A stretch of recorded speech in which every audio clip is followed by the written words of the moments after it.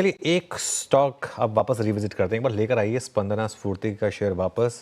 कल से ये फोकस में बना हुआ है। सीएनबीसी आवाज़ पर कल 10 बजे के शो में सुशील केडिया ने इस पर एक बुलिश राय दी थी और एक दिन में, एग्जैक्ट एक दिन में, कल इस समय से लेकर अब तक ये स्टॉक 34% भाग चुका है। क्या कहा था सुशील ने, आइए सुनते हैं। 5 बैगर 10 बैगर कॉल कौन सी होगी इस समय, जैसा बीएससी आपने 2 साल पहले बताया था, ऐसा कोई नोवेल आइडिया? स्पंदना फुर्ती फाइनेंस मेरे को लगता है, और कोई नई बात नहीं, पास्ट में भी 4 बैगर हो चुका है और फिर से पूरा पुल बैक दे दिया, तो हो सकता है स्पंदना फुर्ती फाइनेंस ये हो सकता है 300 वाला 1800 हो जाए। उसके लिए सिग्नल की वेट करेंगे, क्या पता नेक्स्ट वीक जब तक हमारी मुलाकात हो ये 5 बैगर की मूव ट्रिगर कर चुका हूं। आज 325, हाँ 10-11 रुपए नीचे था। सुशील केडिया साहब आए थे, बोले थे ये स्टॉक चलने की तैयारी कर रहा है। इस पे बातचीत हुई थी और ये इनफैक्ट 17-18% अब इस समय मजबूती के साथ कामकाज करता हुआ। ओके, तो कल सर्किट लगाया इसने और आज फिर 14% ऊपर। सुशील जुड़ गए हमारे साथ। सुशील, पहले तो कॉल आपकी शानदार रही। क्या पढ़ा ऐसा आपने चार्ट में, और जिन्होंने ले लिया अब वो ये बोल रहे हैं अगर 2 दिन में 35% मिल रहा है तो क्या बुक करें? तो अनुज, इसको थोड़ा सा मुझे विस्तार में बताने दीजिए। देखिए, मैं आशा करता हूं मेरी ये चार्ट आपके स्क्रीन पर दिख रही होगी। स्पंदना स्फूर्ति की चार्ट है।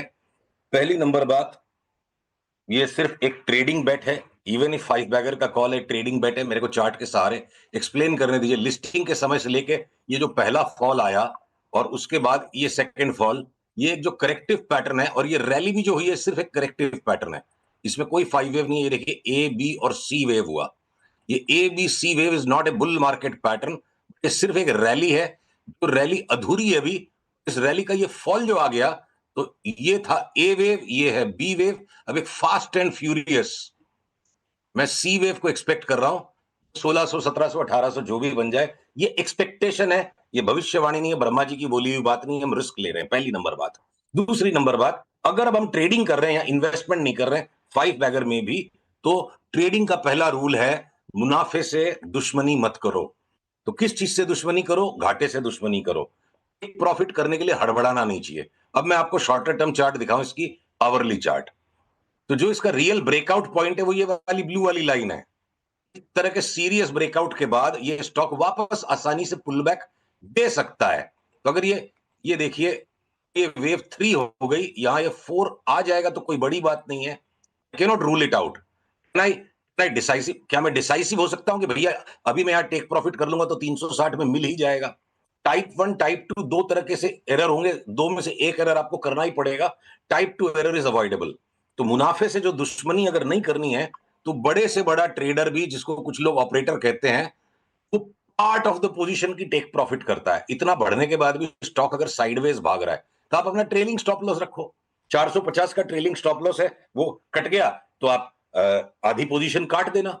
और अगर 360-70 में वापस मिलने का नसीब होगा तो मिल जाएगा, नहीं मिलेगा और अगर वो प्रीवियस स्विंग हाई के ऊपर निकल गया 460 के ऊपर, तो जो आज अभी टेक प्रॉफिट की आपको मोमेंटम में चढ़ने के लिए दोबारा लेना पड़ेगा। इसलिए एक और जरूरी बात, क्योंकि आपके चैनल से बहुत बड़ी संख्या में नए नए लोग, जो मासूम लोग बाजार में आते हैं, प्रभावित होते हैं, उनके लिए बहुत इंपॉर्टेंट रहस्य की बात है।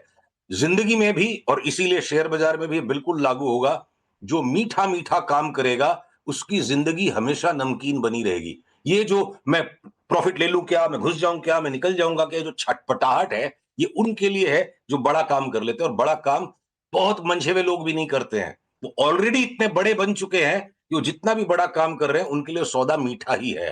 तो अगर बड़ा इंसान बनना है शेयर बाजार में, तो बड़े लोगों की तरह सोचो, व्यापार हमेशा मीठा मीठा करो, हैसियत से बाहर, चादर के बाहर पांव नहीं फैलाओ। छोटे छोटे सौदे करोगे तो ये जो 20% 2 दिन में 20% और 30% बढ़ गया, जहां 500% बढ़ना है, ये 20% स्पंदना फुर्ती जैसे हाई रिस्क स्टॉक में निफ्टी के 2% के बराबर है।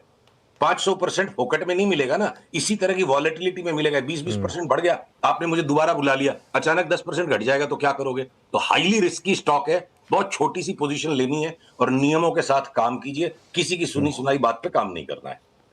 ऑल राइट, चलिए अब एक काम करते हैं। सुशील जी बहुत बहुत शुक्रिया, और अगले ट्यूसडे आपसे वापस बात होगी। लेकिन बिल्कुल ये सुशील जी ने बात कही वो सही है। अब रिस्की स्टॉक है तो इसमें आप अपना रिस्क समझकर इन्वेस्ट करें। चलिए आगे बढ़ते हैं अब, और मार्केट